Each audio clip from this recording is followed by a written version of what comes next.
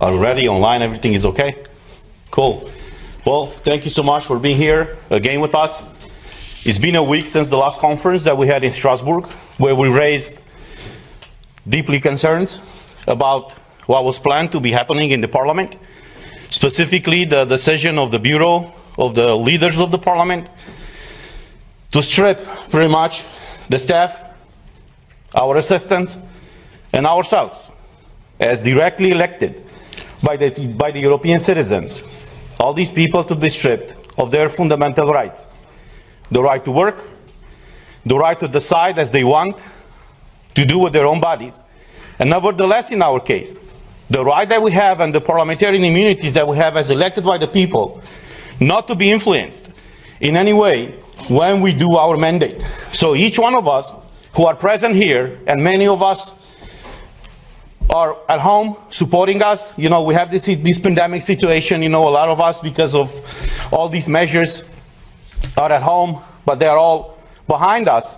So we are again here today to express exactly what happened. Each one of us is going to present from their perspective what happened during this week in the Parliament and what is the plan going forward.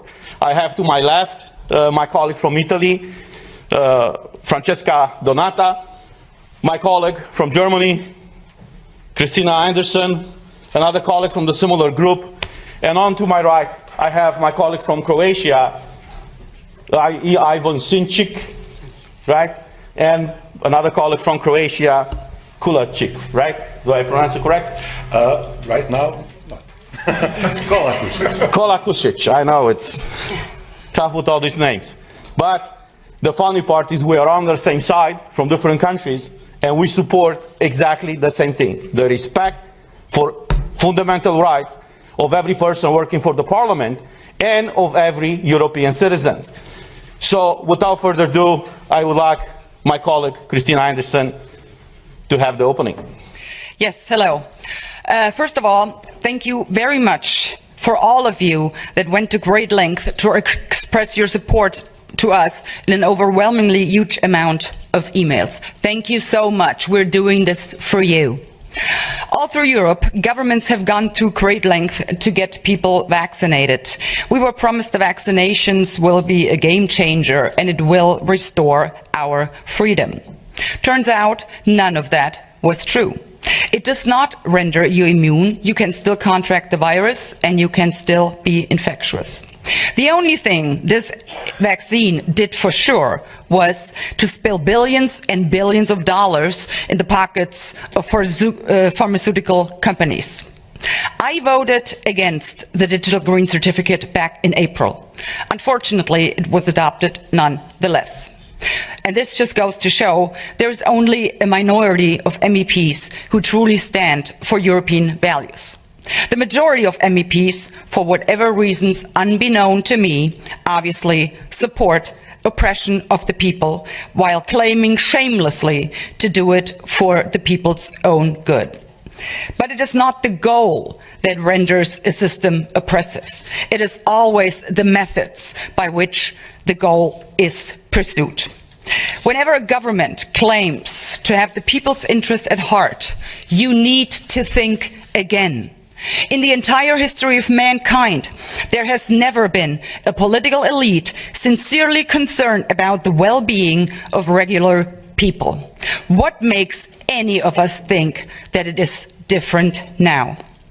If the age of enlightenment has brought forth anything, then certainly this. Never take anything any government tells you at face value. Always question everything any government does or does not do. Always look for ulterior motives and always ask, cui bono, who benefits? Whenever a political elite pushes an agenda this hard and resorts to extortion and manipulation to get their way, you can almost always be sure your benefit is definitely not what they had at heart. As far as I'm concerned, I will not be vaccinated with anything that has not been properly vetted and tested and has shown no sound scientific evidence that the benefits outweigh the disease itself and possible long-term side effects, which, to this day, we don't know anything about. I will not be reduced to a mere guinea pig by getting vaccinated with an experimental drug. And I will most assuredly not get vaccinated because my government tells me to and promises in return I will be granted freedom. Let's be clear about one thing. No one grants me freedom, for I am a free person. So I dare the European Commission and the German government. Throw me in jail, lock me up and throw away the key for all I care.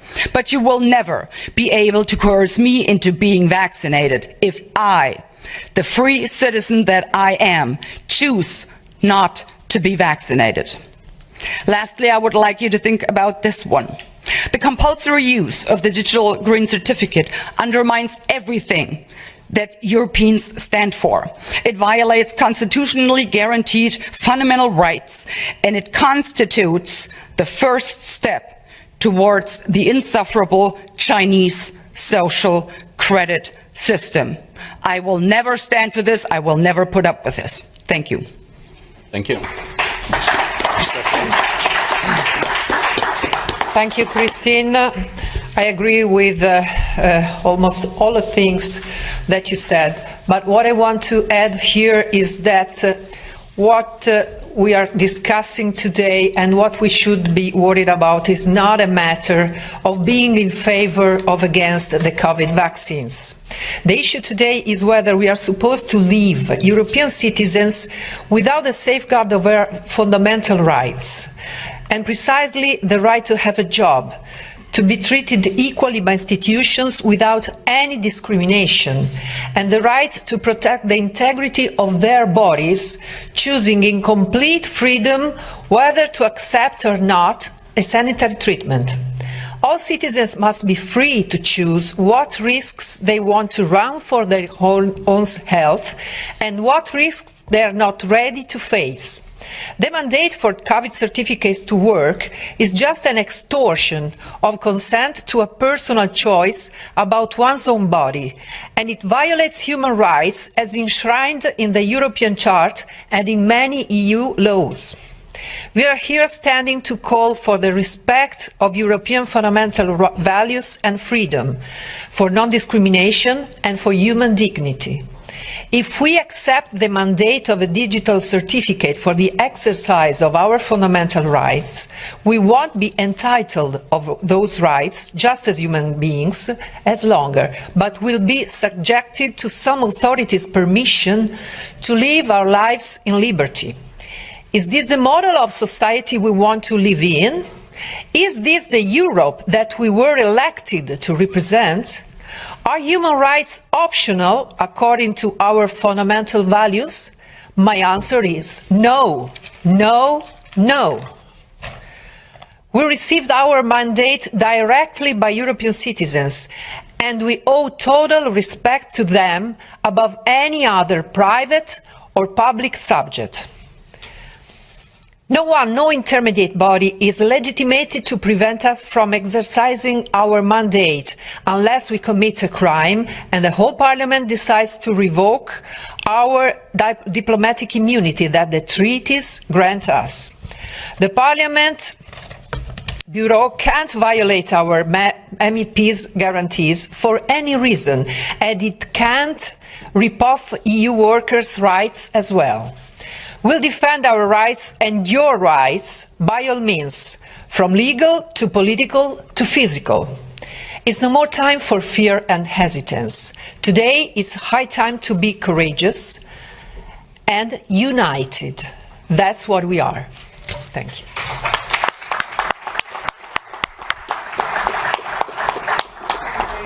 Ivan. Thank you very much, my dear colleagues.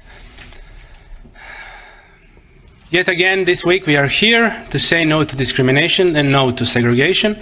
We are here to defend fundamental and human rights. I will say it again. Digital green certificate is illogical, it's non-scientific, and it is useless for solving this crisis. On the contrary, it gives people carrying it a false sense of security that they cannot be infected themselves or infect others. More and more scientific data and everyday experience confirms that. DGC is not here about our health. It is about politics, it is about rights. All around Europe, policies have been installed that have stolen people's normal life. Governments are basically blackmailing the citizens more and more. Croatian government openly admits that DGCs are just additional pressure upon those who do not want to take the vaccine for whatever reason. You cannot get your normal life unless you get the DGC.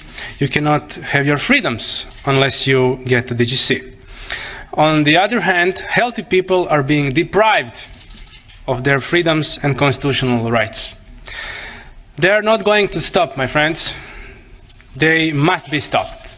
This is not going to stop by itself. It will spread. It will come to your door. It will blackmail your life, every piece of your life. This is why we continuously say no. We have our unalienable rights. That means that nobody can take them from us. We have international documents such as the Vietato Convention, Nuremberg Code, resolutions of councils of Europe of various type, bioethics conventions, etc. Do these documents mean nothing anymore? Haven't they been, at least some of them, ratified in our parliaments? Hasn't that been a golden standard for decades? Yes, it has. What about national constitutions? Do they have no more values? Yes, they do. And we even have some constitutional courts ruling in Europe that show that this is all wrong and that freedoms cannot be taken away, and that the fines that were charged upon the citizens who just wanted to be free from the mandatory nature of all of this, that these fines have to be removed and the money must be returned to these citizens who were fined.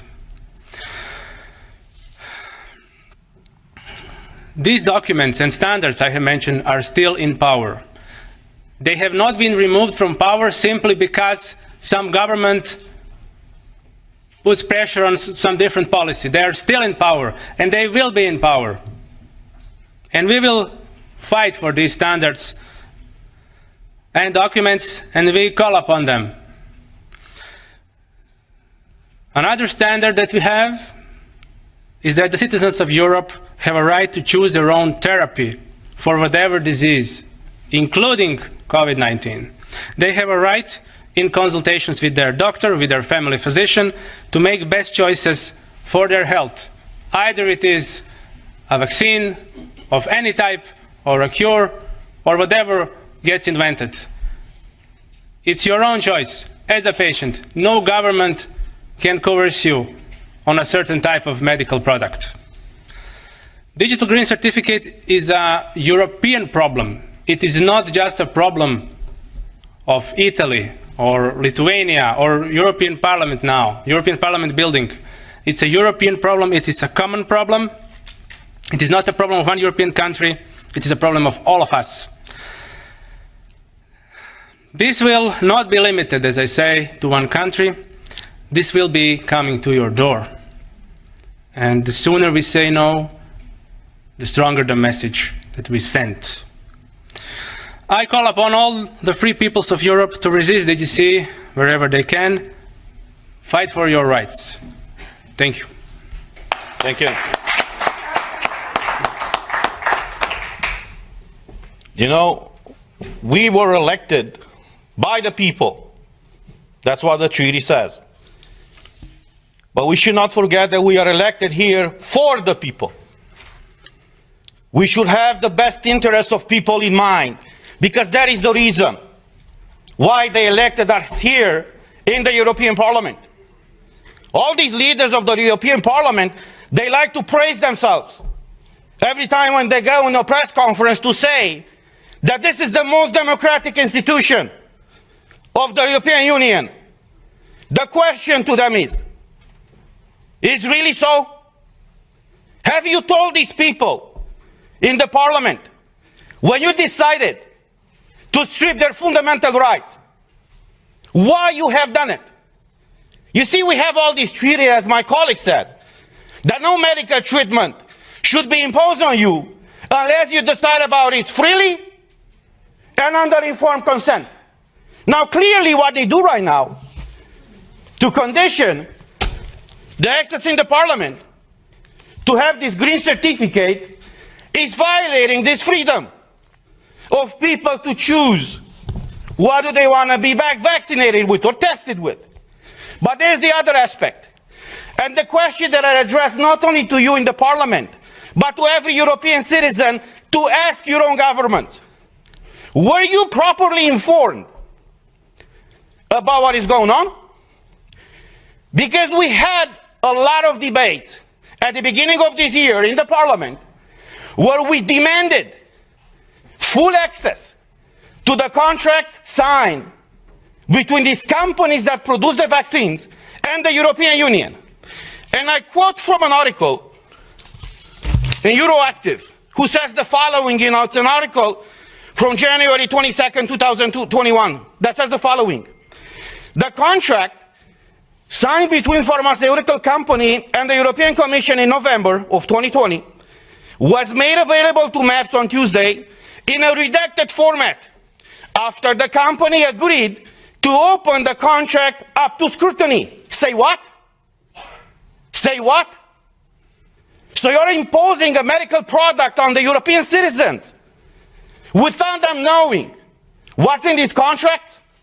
Not only them knowing, but us, we don't know. So after a lot of pressure in the parliament, as the article says, these contracts were disclosed to us and to the public. And I want to show you some of those pages.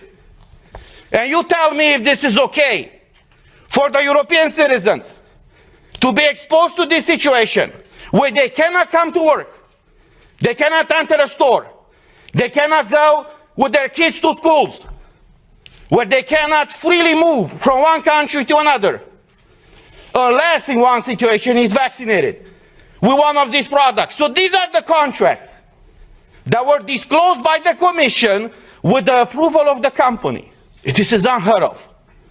And I will just show you the pages. These are the pages. You see? They call this transparency these days. So this is the fundamental principle, right, of democracy. I'm asking you guys, is this transparency? Do you see anything? Because we don't. European citizens' money have been given by Ursula von der Leyen to these companies. What happened with those money? What are they? Why are they open with the people and fully transparent? So we all know what is going on. The difference between tyranny and democracy is very simple. When the government knows everything about you, that's tyranny. I know how it is to live in tyranny. When you know everything about your government, that's democracy. So this is where we are right now, praising this institution. It's the most democratic institution in the European Union. And even us as MEPs, as directly elected by the people, for the people, we haven't been able to see in these contracts. So as we said last week, we are here for you, and we will fight for you. I know many of you are struggling all across Europe, and many of you working for the European institutions are struggling right now. But look, as a former US president said, freedom, liberty is one generation away from extinction. We live that type of time right now. And it's our duty and our call to fight for liberty. Thank you.